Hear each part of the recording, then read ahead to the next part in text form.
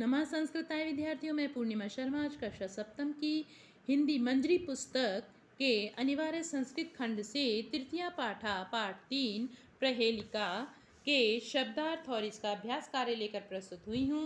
प्रारंभ करते हैं इस पाठ के शब्दार्थ।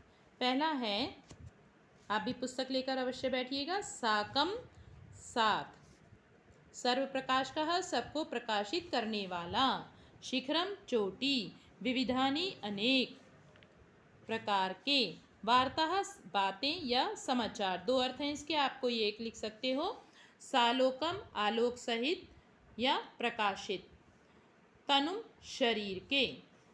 अभ्यास, पहला प्रश्न है, उच्चारण करें। इसका उच्चारण के साथ साथ आप इन कठिन शब्दों को अपनी कॉपी पर लिखने का भी अवश्य अभ्यास करें।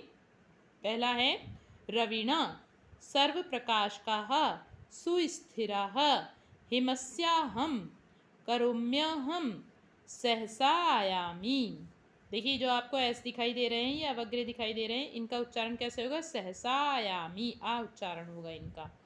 दूसरा है, एक पद में उत्तर दें। वन वर्ड के आंसर हैं तो मैंने यहाँ पे सामने लिख दिए हैं। जैसे कि पहला है, रवीणा सह कहा गच्छति तिष्ठति च, सूर्य के साथ कौन जाता है और रहता है? अंधकाराः। दूसरा है, वृक्षकेन जलम पिबती पादय, यानी पैरों से, अर्थात जड़ के माध्यम से पीते हैं। कहा विविधानी रूपाणी प्रतिक्षणम दर्शयति दूरदर्शनम, अनेक रूपों को, अनेक समाचारों को हम कैसे देखते हैं? दूरदर्शन से, अनेक रूप दिखाता है, तो आंसर क्या हो जाएगा? दूरदर्शनम। प्रश्न नंबर 3, सह साकम समम सार्धम के योग में तृतीय विभक्ति होती है। जैसे बालिका मात्रा सह गृहम गच्छति, बालिका माता के साथ घर को जाती है। इसी प्रकार निम्नांकित तृतीय विभक्ति युक्त पदों से दो दो वाक्य बनाइए। पहला आपको दिया है पित्रा सह, जैसे लिखा है यहाँ पे मात्रा सह, तो किसके साथ जा रही है? बालिका माता के साथ जा रही है, तो यहाँ पे पिता के साथ कौन जा रहा है? पुत्रः, तो हो जाएगा पिता पित्रा सह पुत्रः गच्छति। जो जिसके साथ जा रहा है तो उसमें तृतीय विभक्ति लगेगी। तो जैसे माता के साथ जा रही है बालिका, तो इसमें प्रथमा विभक्ति लगी है, और यहाँ पर पिता के साथ कौन जा रहा है? पुत्र, ठीक है, तो इसमें पुत्र में प्रथमा विभक्ति एक वचन लगा है। तो पित्रा सह पुत्रः गच्छति, ऐसे ही बनेगा, पित्रा सह पुत्री गच्छति। आप कुछ और भी सेंटेंस बना सकते हो इसमें, पित्रा के आपणम बाजार जाते हैं, इस तरह से ही बना सकते हो, अन्यथा मैंने यहाँ पर लिख दिए हैं।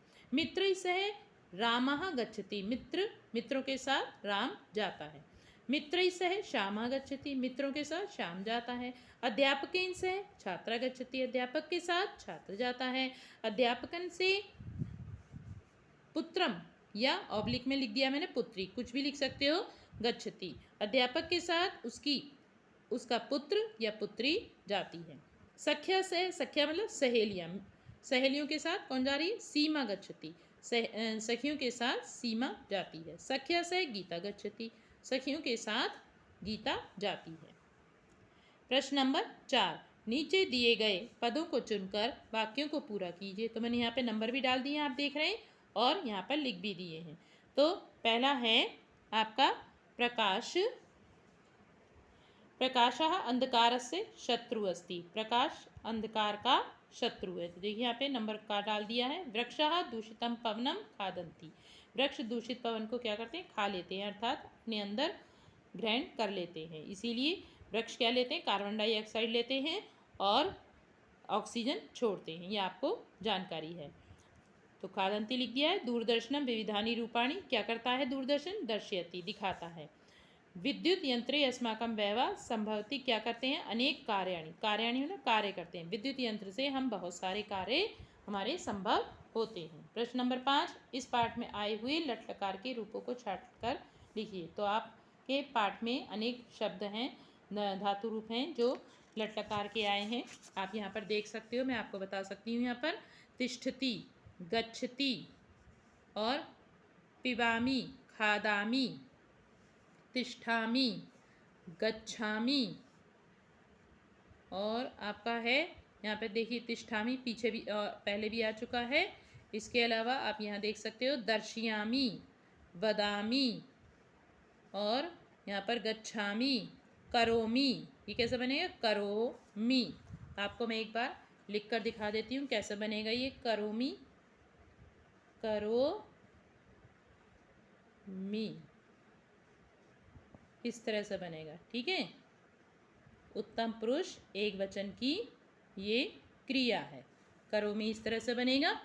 और चालयामी इस प्रकार से ये आपके लट लकार के रूप हैं, तो आप लिख सकते हैं। मैंने आपको यहाँ पर बता दिया है पाठ के माध्यम से।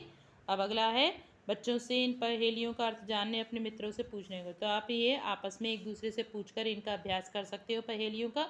अन्य पहेलियों का संग्रह करें तो आप अन्य पहेलियाँ भी अन्य पुस्तकों से प्राप्त कर सकते हैं। अब ये सूक्ति दी हुई है आपके पाठ के अंत में, ज्ञानम भारा क्रियाम बिना।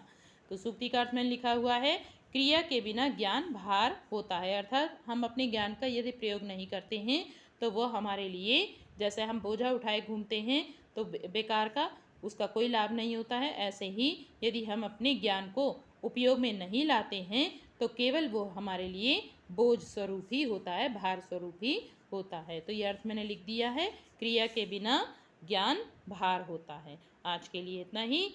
अगले पाठ के साथ हम फिर से अगली वीडियो में मिलेंगे। धन्यवाद।